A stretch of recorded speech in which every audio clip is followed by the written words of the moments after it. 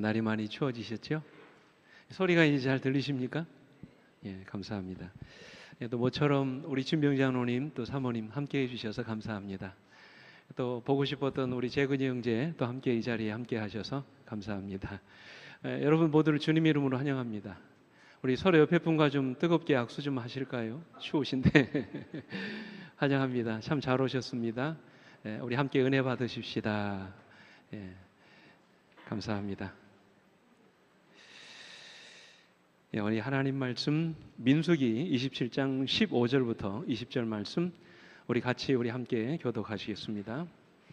모세가 여호와께 여짜와 이르되 여호와 모든 육체의 생명의 하나님이시여 원하건대 한 사람을 이 회중 위에 세워서 그로 그들 앞에 출입하며 그들을 인도하여 출입하게 하사 여호와의 회중이 목자 없는 양과 같이 되지 않게 하옵소서. 여호와께서 모세에게 이르시되 눈의 아들 여호수아는 그 안에 영이 머무는 자니 너는 데려다가 그에게 안수하고 그를 제사장 엘르아살과 온 회중 앞에 세우고 그들의 목전에서 그에게 위탁하여 내 존귀를 그에게 돌려 이스라엘 자손의 온 회중을 그에게 복종하게 하라. 아멘. 오늘 우리는 2024년도를 이끌어갈 재직을 선출하기 위한 선거위원을 저희들이 기표했습니다. 오늘 여러분이 세우신 선거위원들이 이제 일주일 동안 앞으로 1년을 이끌어갈 2024년도 재직을 선출하고 이제 다음 안식일에 전체 총회에서 결의하게 될 겁니다. 이 일에 우리 하나님이 함께 하시고 정말 적재적소에 필요한 인물들을 세우게 하셔서 이 교회가 더 큰 발전과 부흥을 이루게 하시기를 주님의 이름으로 축원합니다. 여러분 어떻게 지도자를 세워야 할까요? 같이 나누기를 원하는 주제입니다. 그리고 여러분 어떤 사람을 지도자로 세워야 할까요? 해마다 우리가 반복적으로 하는 고민입니다. 사실 회중을 대표해서 이 교회의 일꾼이 되는 것은 결코 쉬운 일이 아닙니다. 거기에는 철저한 자기희생과 헌신이 있어야 합니다. 누가 그 힘든 일을 하려고 하겠습니까? 누구나 다 편하게 교회에 다니고 싶어 할 것입니다. 그러나 누군가는 그 일을 감당하셔야 합니다. 그래서 우리는 해마다 사람을 세우는 일로 인해서 참 힘겨운 고민을 합니다. 그만큼 사람을 세우는 일은 쉽지 않은 일입니다. 아시는 것처럼 지난주에 제가 전도회를 위해서 천안 인근에 있는 한 교회를 방문하게 됐습니다.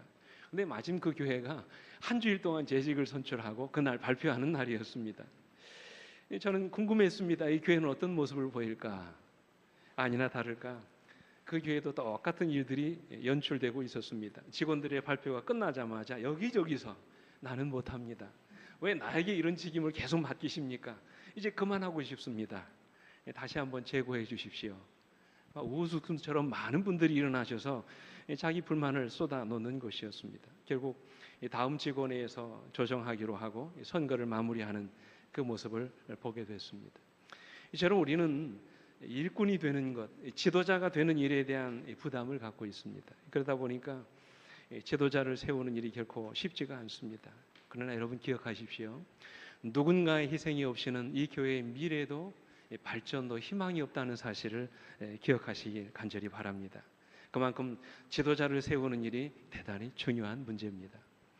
이 지도자에 대한 이야기를 할 때마다 언급되는 이 세계적인 인물로 어니스트 세클턴이라고 하는 사람의 이름이 거명됩니다. 이분이 1909년 1월에 이 당시 남극 탐험의 기록상 인류가 도달할 수 있는 최남단에까지 도착했던 그런 사람입니다. 그 당시 남이 88도 23분에 도달했어서 영국의 국기를 꽂은 아주 유명한 인물입니다. 근데 이 사람은 남극점 정복을 하는 대신에 남극 대륙을 횡단을 하기로 계획하고 무려 27명의 대원과 함께 범선, 인디얼런스라고 하는 범선을 타고 세 번째 남극 탐험을 진행하게 됩니다. 근데 그들의 항해를 하는 도중에 남극점에 도착하기 한 155km 정도 떨어진 장소에서 식량 부족으로 중간에 포기합니다. 더 이상 진행을 할 수 없게 되어버립니다. 여러분 그럼에도 불구하고 세계 역사는 이 세클턴을 가장 위대한 탐험가로 평가합니다. 그리고 그의 남극 대륙 횡단을 위대한 실패 또는 위대한 탐험이라고 부르기를 주저하지 않습니다. 왜 그럴까요? 이 세클턴을 포함해서 27명의 탐험 대원들이 무려 634일 동안 영하 30도를 오르내리는 남극의 빙벽이 갇히는 극한 상황 속에서 단 한 사람도 죽음을 당하지 않고 모두가 다 살아 돌아왔기 때문에 그래요. 어떻게 여러분 이런 일이 일어날 수 있었을까요? 그 비밀이 세클턴의 대원 중 한 사람의 일기를 통해서 알려지게 됐습니다. 그 일기 내용은 이렇습니다. 세클턴은 은밀히 자신의 아침 식사용 비스켓을 나에게 내밀면서 먹으라고 강요했다. 그리고 내가 비스켓을 받으면 그날 저녁에도 어김없이 나에게 비스켓을 내놓았다. 나는 도대체 이 세상 어느 누가 이처럼 철저하게 관용과 동정을 보여줄 수 있을까를 생각해 본다. 나는 죽어도 세클턴의 그런 마음을 잊지 못할 것이다. 수천 파운드의 돈으로도 결코 그 한 개의 비스켓을 살 수 없었을 것이다. 여러분, 이 세클턴은 철저하게 자기를 뭐하는? 희생하는 지도자였던 것입니다. 이런 기록도 있습니다. 어느 날 밤 세클턴은 자기가 믿어온 대원들 중에 한 사람이 잠들기 전에 주위를 둘러보다가 동료 대원의 식량 주머니에 손을 대는 모습을 보게 되었습니다. 세클턴이 무거운 마음으로 가만히 지켜보고 있는데 그 대원이 동료 대원의 식량 주머니를 열더니 자신의 비스켓을 그 주머니에 넣고 있더라는 것입니다. 이 감동적인 장면 아닌가요? 지도자가 자기를 희생하니까 대원들도 서로를 위해서 자기 자신을 희생하더라는 것입니다. 이것은 지도자의 모범이 얼마나 중요한지를 보게 되는 대목입니다. 이 탐험이 너무 길어졌어요. 영하 30도를 오르내리는 그 추위 속에서 그들이 추위와 굶주림에 살아날 가망이 없었습니다. 이때 세클턴은 죽음을 무릅쓴 모험을 하기로 결정합니다. 남경의 포경기지였던, 다시 말하면 고래잡이하는 선원들이 모여있는 곳으로 몇 명의 대원들과 함께 가기로 이제 출발합니다. 6m가 조금 넘는 소형 선박을 끌고 거친 풍랑이 있는 바다를 건너서 마침내 그는 그곳에 도착합니다. 생각해 보십시오. 30도를 오르내리는 아주 극심한 추위에 싸우는 것입니다. 해발 3,000m에 달하는 얼음산을 맨손으로 기어오릅니다. 16일 동안 무려 1290km에 달하는 죽음의 항해를 한 끝에 그들은 고래잡이 선원들이 모여있는 그 항구에 도착합니다. 그리고는 거기서 예인선을 끌고 와서 그 당시 남아있던 대원들을 무사히 구조하게 됩니다. 죽음을 건 결단이었습니다. 감동적이죠. 근데 여러분, 탐험을 끝난 후에 세클턴의 아내에게 보낸 그 편지서에 이런 내용의 글이 적혀 있었다고 그럽니다. 얼음산을 넘을 때 우리 일행은 분명 3명인데 난 4명처럼 느껴졌다. 이상하게 생각돼 동료들에게 물어보니 그들도 그렇게 느꼈다는 것이다. 힘들고 어려웠던 항해 내내 하나님이 우리와 동행하셨음을 나는 믿는다.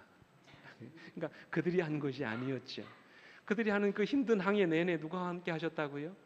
하나님이 그들과 함께 하셨다는 것입니다. 이처럼 여러분, 하나님은 믿음 있는 지도자와 함께 하십니다. 그러므로 누가 우리의 지도자가 되느냐, 대단히 중요한 문제입니다. 지도자가 누구냐에 따라 그 공동체의 운명이 결정되기 때문에 그렇습니다.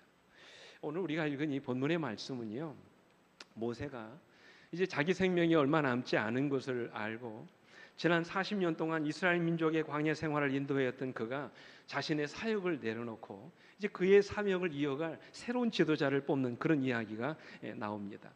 80이라는 젊지 않은 나이에 이스라엘의 지도자로 부르심을 받아서 지난 40년 동안 이스라엘 민족을 광야로 인도했습니다. 근데 이제 자신의 생애가 이제 멀지 않았음을 알게 된 모세는 그의 뒤를 이어 이스라엘 민족의 후계자가 될, 지도자가 될 사람을 뽑는 그런 이야기가 오늘 본문에 기록되어 있습니다. 오늘 본문의 말씀에서 우리는 지도자를 세우는 일에 있어서 이 모세의 특별한 지혜를 배우게 됩니다. 그가 어떻게 지도자를 세우고 있는지, 그리고 그가 어떤 사람을 이스라엘 민족의 지도자로 세웠는지, 그리고 더 중요한 것은 이스라엘 민족이 어떻게 지도자를 세우는 일에 협력하고 있었는지, 오늘 이 본문의 말씀을 통해서 오늘 3가지 아주 중요한 사실을 우리가 함께 나누도록 하겠습니다. 여러분, 사람을 세울 때, 특별히 지도자를 세울 때 우리가 어떻게 해야 될까요? 오늘 성경은 이렇게 말씀하십니다. 지도자를 세울 때 우리는 먼저 하나님께 기도해야 합니다. 참 중요한 거죠. 지도자를 세울 때 우리는 뭐 해야 된다고요? 기도해야 합니다. 가장 중요한 것이에요. 사람의 생각이 들어가지 않도록 이번 선거에 하나님이 개입하셔서 정말로 그 직분에 맞는 적임자를 선정할 수 있도록 우리는 특별히 하나님께 기도하셔야 돼요. 여러분, 모세가 그렇게 기도했습니다. 오늘 본문 말씀 15절을 보십시오. 모세가 여호와께 뭐 했다고요? 여짜와 이르되. 지금 모세가 하나님께 뭐 하고 있는 것입니까? 기도하고 있는 것이지요. 예. 어떻게 기도했습니까? 16절로 17절 말씀 보십시오. 여호와 모든 육체의 생명의 하나님이시여 원하건대 한 사람을 이 회중 위에 세워서 그로 그들 앞에 출입하며 그들을 인도하여 출입하게 하사 여호와의 회중이 목자 없는 양과 같이 되지 않게 하옵소서. 여기서 우리는 교회의 지도자를 세우는 일이 사람이 하는 일이 아님을 보게 됩니다. 매년마다 우리가 선거위원들을 선출하고 그들에 의해서 재직들을 선출하고 있는 것처럼 보이지만 사실은 그들을 통해서 누가 일하시는 거예요? 하나님이 일꾼을 뽑고 계시는 것입니다. 이 일은 전적으로 하나님이 하시는 일이라는 것입니다. 그러면 우리는 교회를 위해서 수고할 일꾼들을 선출하는 일에 있어서 반드시 하나님의 지혜를 구하셔야 돼요. 그래서 여러분 교회 역사를 보시면 언제나 사람들을 세우는 일에 그들이 가장 먼저 뭐를 했어요? 하나님께 기도했습니다. 누구도 그렇게 하셨을까요? 우리 예수님도 그렇게 하셨어요. 예수님이 당신과 함께 공생애 동안 봉사하실 제자들을 선출하실 때 이렇게 말씀하셨어요. 누가복음 6장 12절로 13절에 보시면 이때에 제자들을 뽑을 때에 말씀하시죠. 이때 예수께서 뭐 하시러? 기도하시러 산으로 가사 어떻게 기도하셨다고요? 밤이 새도록 하나님께 기도하셨다고 그랬어요. 여러분 사람을 뽑는 일이 중요합니까? 중요하죠. 인사가 만사라는 말이 있잖아요. 근데 이 일에 있어서 예수님도 가장 먼저 뭐 하셨다고요? 기도하셨다고 그랬어요. 어떻게 기도하셨다고요? 밤이 새도록 기도하셨다고 그랬어요. 영감의 글은 이렇게 말씀하십니다. 한번 들어보십시오. 예수께서는 갈릴리 바다 가까이 있는 한 산 위에서 이들을 택한 자들을 위해 밤새 혼자서 기도하셨다. 새벽에 그분께서는 그들을 당신께로 부르셔서 기도와 교훈의 말씀을 주시고 그들의 머리 위에 손을 얹어 축도하심으로 복음 사업을 위하여 그들을 구별하셨다. 아멘. 이 제자들을 뽑는 일에 있어서도 주님이 뭐 하셨다고요? 간절히 기도하셨다. 밤새 기도하셨다고 말씀. 왜 그렇게 하셨을까? 여러분, 왜 우리 주님이 그렇게 하셨을까요? 이어지는 말씀 한번 들어보십시오. 구주께서는 당신이 택하신 사람들의 품성을 아셨다. 그들의 모든 약점과 허물을 구주께서는 훤히 아셨다. 구주께서는 그들이 겪어야 할 위험과 그들에게 지워질 책임을 아셨으므로 이 택하신 자들에게 애타는 정을 가지셨다. 제자들이 산기슭에서 잠자는 동안에 구주께서는 홀로 갈릴리 바다 근방의 산 위에서 온 밤을 새우시면서 그들을 위하여 기도하셨다. 여러분 왜 우리 주님이 그렇게 밤새 기도하신 거라고요? 제자들의 연약함을 아셨어요. 그들이 그 직임을 감당하기에 얼마나 연약한 자들이라는 것을 주님이 아셨다는 말씀이에요. 그들이 감당해야 할 사명 앞에 인간적인 연약함을 아시는 주님께서 그들을 위해서 밤새 기도하신 거예요. 그래서 여러분 사도행전 1장에도 보면 우리 주님이 승천하신 후에 예수님이 12제자 중에 누가 죽었습니까? 가룟 유다가 목매달아 죽잖아요. 그 빈자리가 생겼습니다. 그래서 그 빈자리를 놓고 요셉이라고 하는 사람과 마띠아를 놓고 하나님께 기도합니다. 그들도 역시 그 두 사람을 놓고 뽑을 때 어떻게 했습니까? 사도행전 1장 24절 26절에 보면 그들이 뭐하여 이르되 기도하여 이르되 무사람의 마음을 아시는 주여 이 두 사람 중에 누가 주님께 택하신 바가 되어 봉사와 및 사도의 직무를 대신할 자인지를 보이시옵소서. 기도할 때 하나님께서 누구를 선택해야 되는지를 그들에게 보여주신 것입니다. 이것은 여러분 우리에게 무엇을 말해줍니까? 하나님의 교회에서 일할 지도자를 세우는 일은 누가 하시는 일이라고요? 자, 누가 하시는 일이라고요? 하나님이 하시는 일이라는 말씀. 여러분 인정하십니까? 이것을 여러분들이 인정하셔야 돼요. 이 사실을 여러분들이 믿으셔야 돼요. 사람을 통해서 그 일을 하는 것 같지만 사실은 누가 하시는 것이라고요? 하나님이 하시는 것이라는 것입니다. 그래서 그들이 교회를 위해서 헌신할 지도자를 세우는 일을 할 때마다 하나님께 뭐 했어요? 기도했던 것입니다. 심지어 사도행전 13장에 보면 안디옥 교회가 이방의 복음을 전할 이 선교사를 선택하는 일에 있어서 그들이 뭐 합니까? 기도합니다. 여기 보세요. 13장 2절로 3절에 주를 섬겨 금식할 때에 누가 이르시되 사람이 이르렀다고 그랬어요? 누가 이르시되? 성령이 이르시되 내가 불러 시키는 일을 위하여 바나바와 사울을 따로 세우라 말씀하셨어요. 그러니까 여러분 두 사람을 세우지 않아요? 교회가 세운 것이 아닙니다. 성령이 그들에게 말씀하신 거예요. 바나바와 사울을 따로 세우라 하셨어요. 언제든지 하나님께 기도하고 결정을 내리는 이 교회의 모습을 보게 됩니다.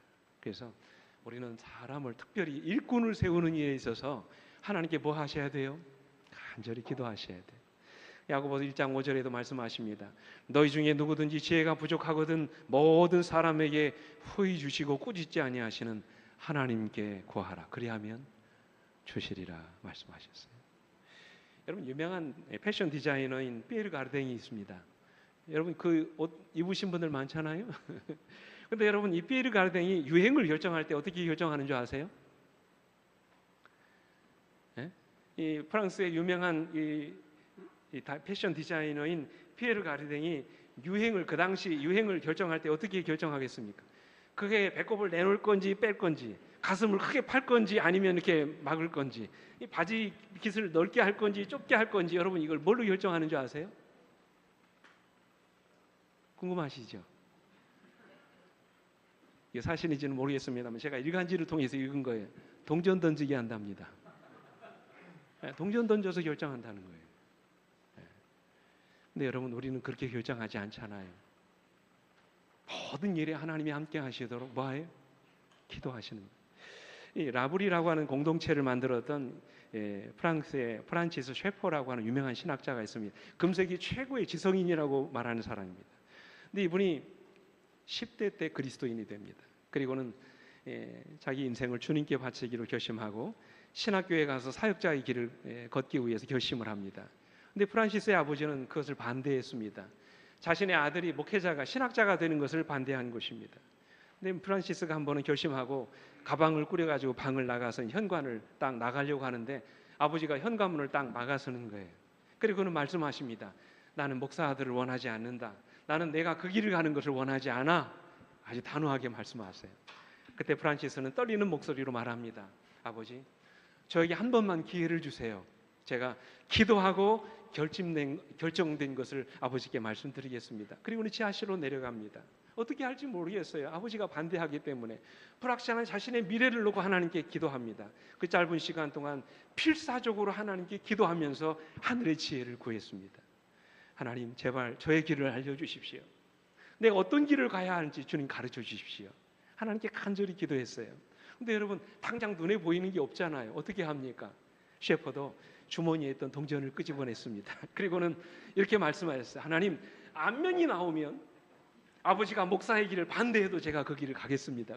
동전을 던졌습니다. 여러분 어떻게 되겠을까요? 어떻게 되겠습니까? 안면이 나왔어요. 순간적으로 그런가 보다 생각을 했어요. 근데 마음이 미심적인 것이 들리는 것입니다.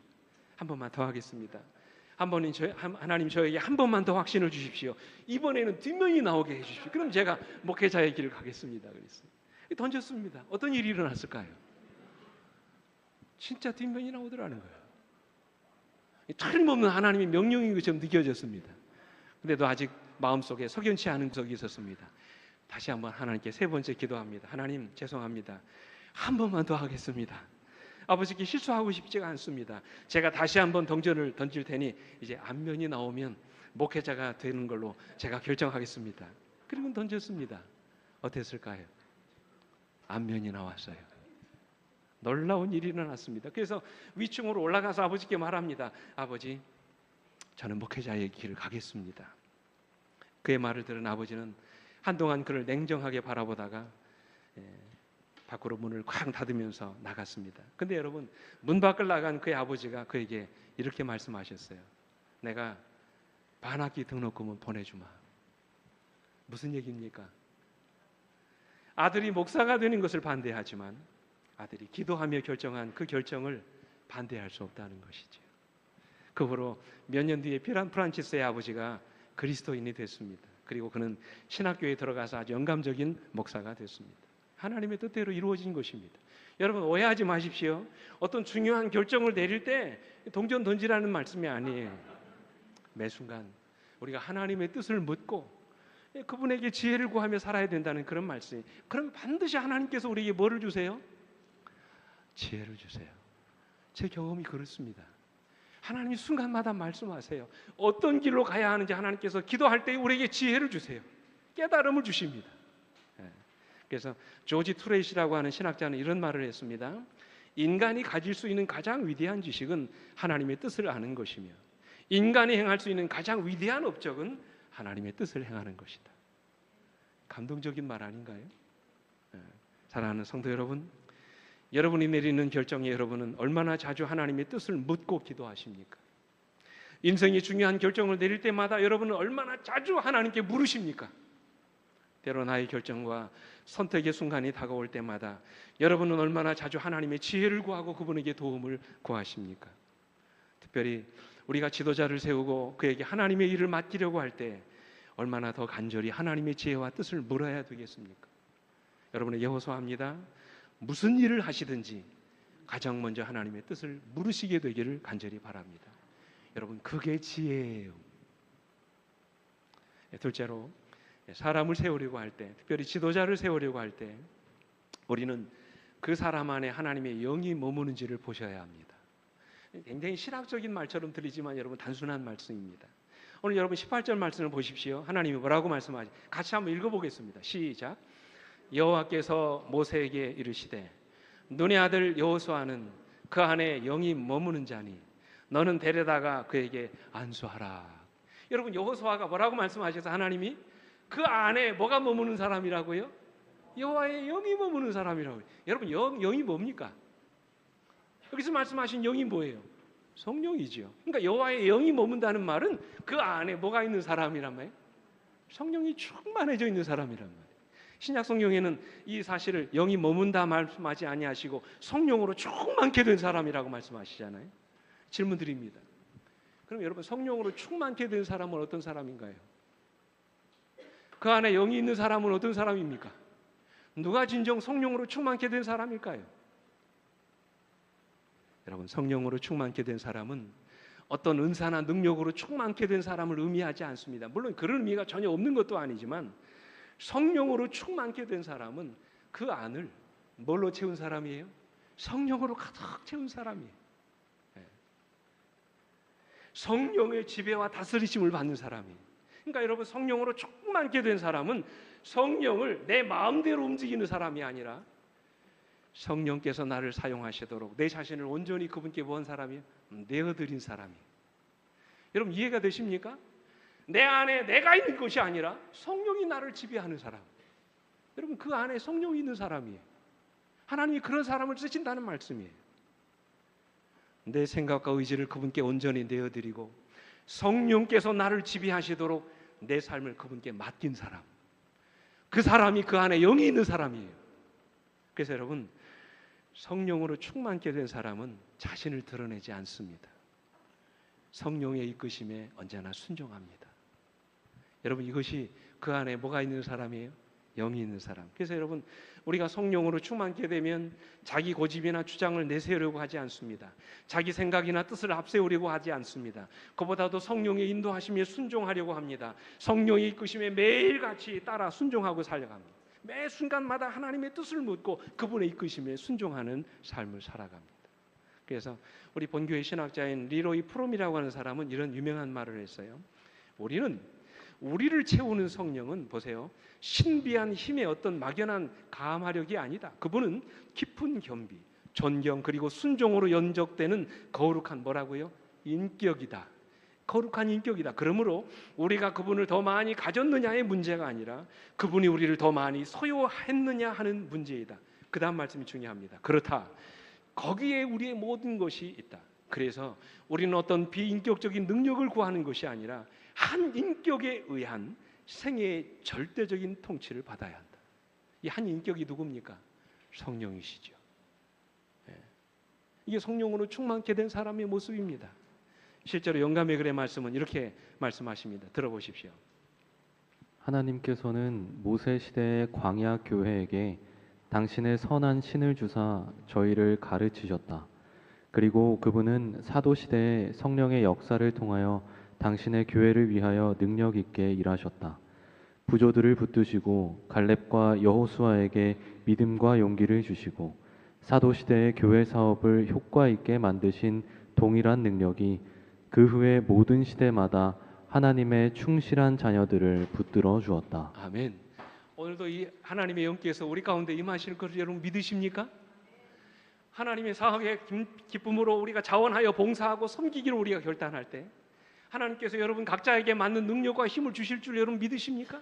여러분 우리가 우리 자신을 드리면 그분이 우리에게 필요한 능력을 주시는 것이라는 말씀이에요.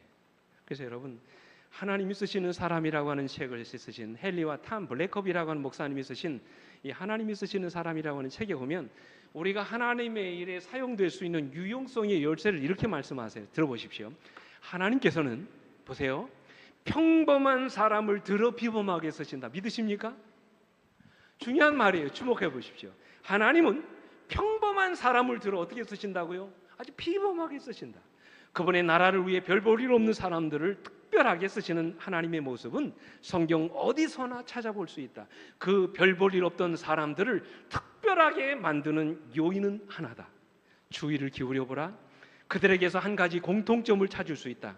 하나님께서 쓰시는 사람들 모두는 하나같이 하나님의 음성을 기꺼이 들으려는 마음과 언제라도 하나님께 순종할 수 있는 삶을 소유하고 있다.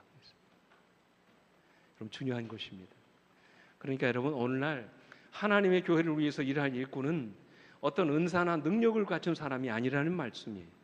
그 안에 하나님의 영이 머무는 사람, 다시 말해서 자기 생각이나 고집을 앞세우지 않고 언제나 하나님의 부르심에 순종할 수 있는 그런 사람을 하나님이 필요로 하신다는 말씀이에요. 오늘날 하나님의 교회는 그런 지도자를 필요로 합니다. 그러므로 우리는 하나님이 우리에게 어떤 결정을 내려주시든지 간에 그 결정에 순종하는 마음을 가지셔야 합니다. 그러면 하나님께서 그 필요한 능력을 우리 모두에게 채워주시는 거예요. 그럼 믿으시지요? 여러분 잘 아시는 우리 본교회 목사님 중에 우리 전정근 목사님이 있습니다. 여러분 이분 다 아시지요? 이분이 은퇴하시고 난 다음에 아름다운 마무리라고 하는 그 책을 쓰셔서 일종의 회고록입니다. 근데 여러분 이분이 설교단에서는 굉장히 말씀을 잘하시고 은혜를 많이 끼치시지만 저는 이 책을 통해서 이분이 그렇게 수줍음이 많은 분이라는 사실을 그때 알았어요. 한번 여러분 들어보십시오. 초등학교 시절 나는 어지간히도 부끄럼쟁이였다. 왕년에 공부 못한 사람이 별로 없다지만 나도 초등학교를 다닐 때 몇 번이나 전교에서 1등을 할 만큼 공부를 괜찮게 했다.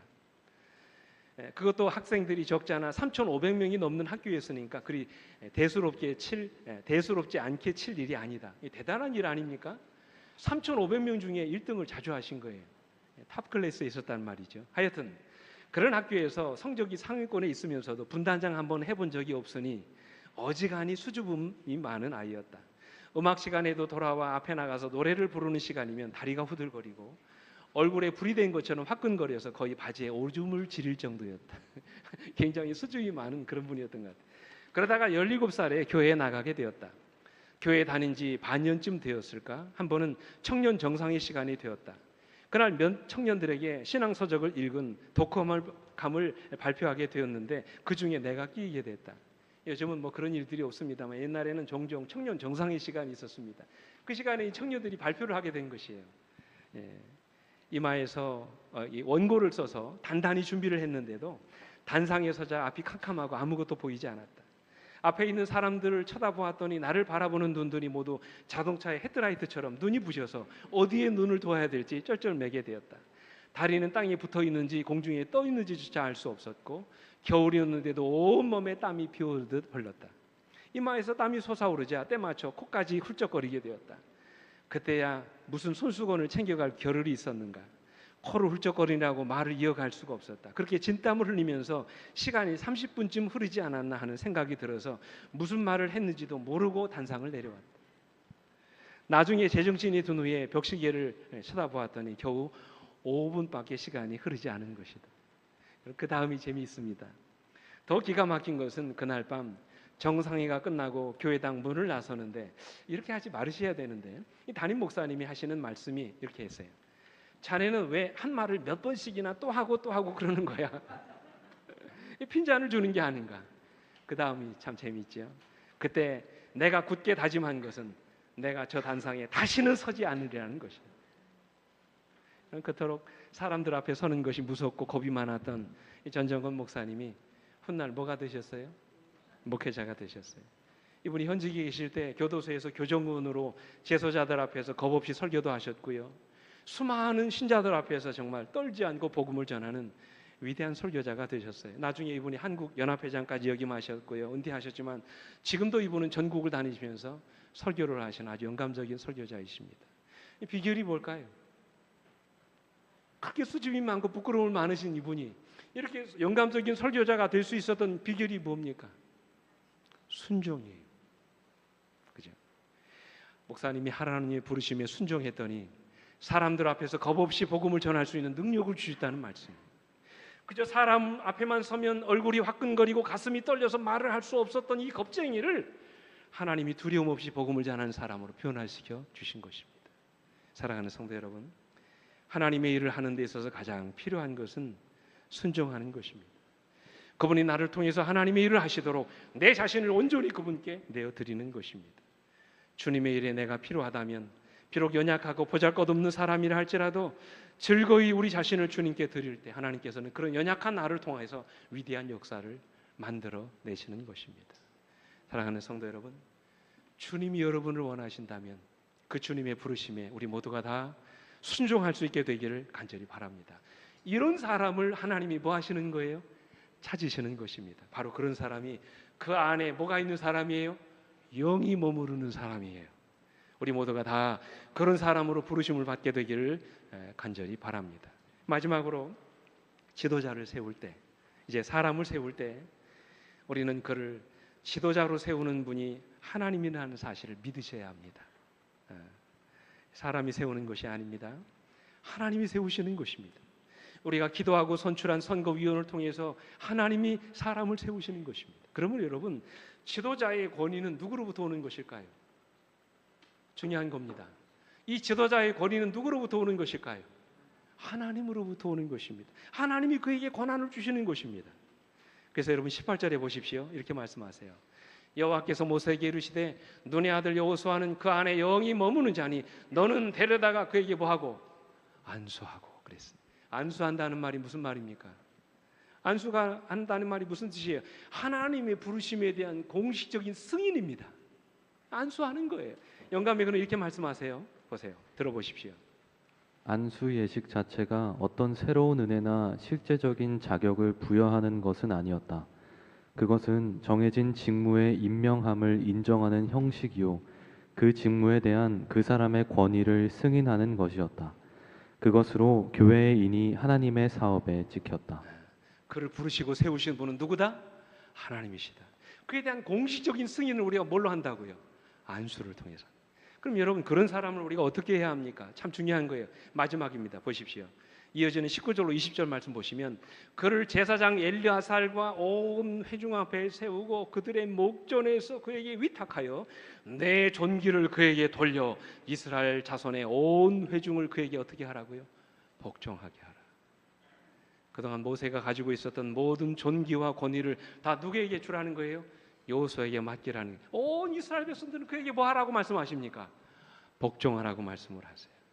근데 여러분, 여기서 주님이 하시는 이해할 수 없는 한 가지 행동이 나옵니다. 이 안수하기 전에 21절을 말씀 보십시오.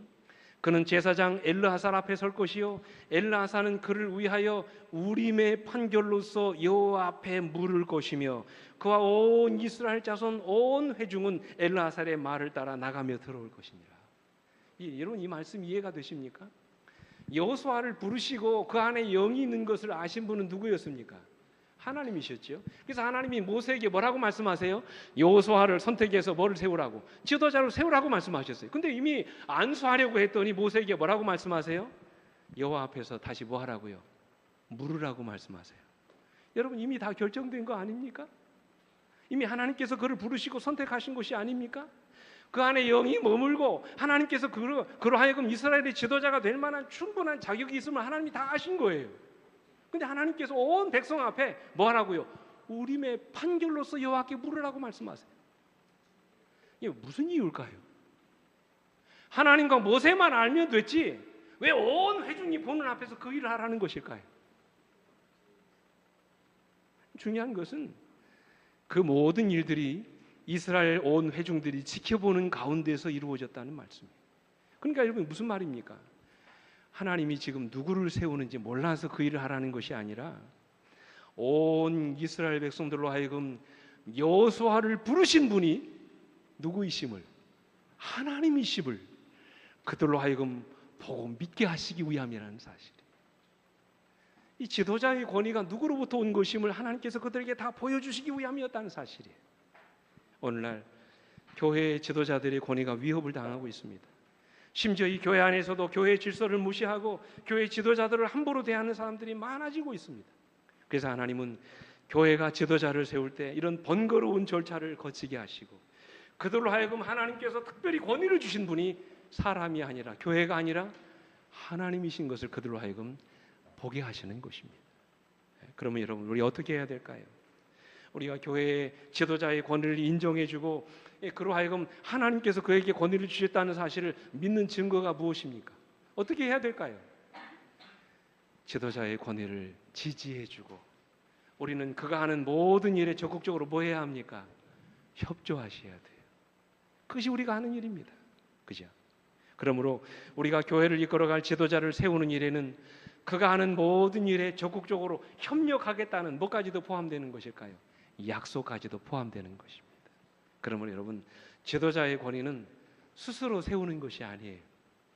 지도자의 권위는 여러분과 제가 뭐 하는 거예요? 세워주는 것입니다. 지도자가 자신의 권위를 스스로 세우려고 하는 것처럼 어리석은 일이 없어요. 권위는 내가 세우는 것이 아니라 우리가 세워주는 것입니다. 근데 여러분 이 지도자의 권위를 세워주는 것이 어떤 모습이라고요?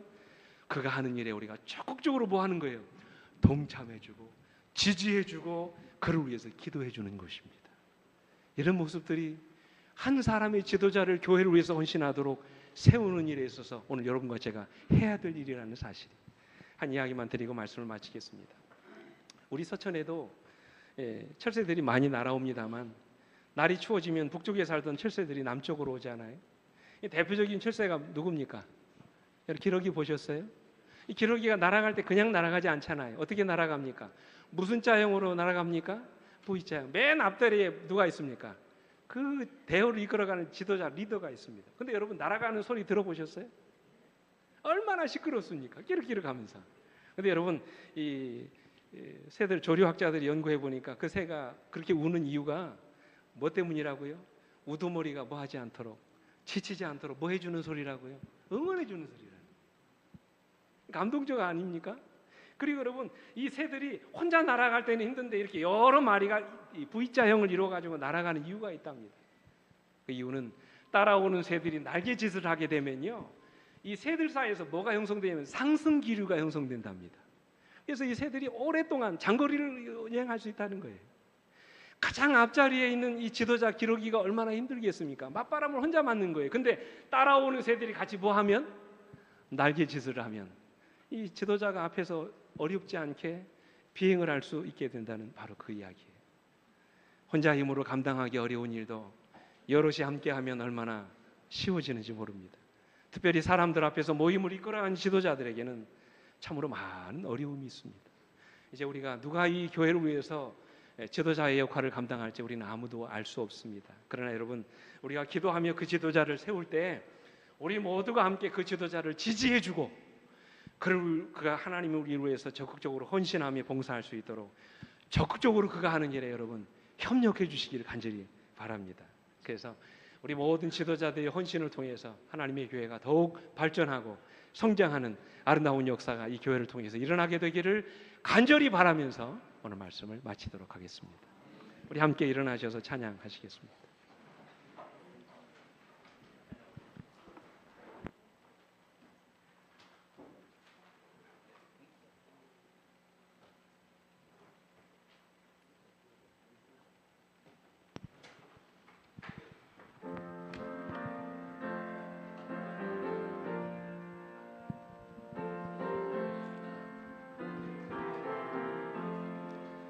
푸른 바다 나선이 몸 어디든 416장입니다.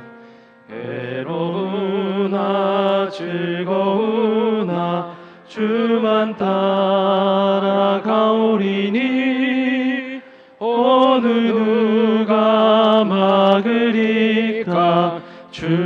죽음인들 막으리까 어느 누가 막으리까 죽음인들 막으리까 아골골짝 빈들에도 복음 들고 가오리다 소돔 같은 거리에도 사랑 안고 찾아가서 종의 몸에 지닌 것도 아낌없이 드리리다 종의 몸에 지닌 것도 아낌없이 드리리다 존귀 영광 모든 권세 주님 홀로 받으소서 멸시천대 십자가는 제가 지고 가오리다 이름 없이 빛도 없이 감사하며 섬기리다 이름 없이 빛도 없이 감사하며 섬기리다. 아버지 하나님, 지난 한 해 동안 사랑하는 우리 서천교회를 위해서 정말 훌륭한 지도자들을 허락하셔서 그들과 함께 협력하여 아름다운 역사를 이루게 하셔서 감사드립니다. 이제 새로운 신년 24년을 우리가 준비하면서 오늘 이 안식일 저희들이 특별히 2024년도를 새롭게 헌신할 주의 종들을 인선하는 선거위원들을 선출했습니다. 아버지요, 이 거룩한 선교에 하나님 개입하시고 역사하여 주셔서 꼭 필요한 인재들이 하나님의 교회를 위해서 헌신하는 그 자리에 함께 설 수 있도록 은혜 입혀 주옵시고 우리 모두가 다 함께 헌신하고 순종하는 마음으로 그 직분을 잘 감당하셔서 신년도에는 더 놀랍고 더 아름다운 역사를 이루어내는 우리 서천교회 모든 교회 성도들이 되도록 하나님 은총을 온입혀 주시옵소서. 이제는 우리 아버지 하나님의 놀라우신 은혜와 그 아들 예수 그리스도의 다함이 없는 십자가의 사랑과 오늘도 우리를 일으키시고 날마다 새 힘을 주시는 성령 하나님의 감화 감동하심이 오늘 말씀 속에서 주님이 주신 거룩한 부르심에 순종하여 하나님의 거룩한 뜻을 받기로 순종하신 우리 모든 성도들 위해 이제로부터 영원토록 언제나 함께해 주시옵기를 우리의 구주이신 예수 그리스도 이름으로 간절히 축원하옵나이다. 아멘.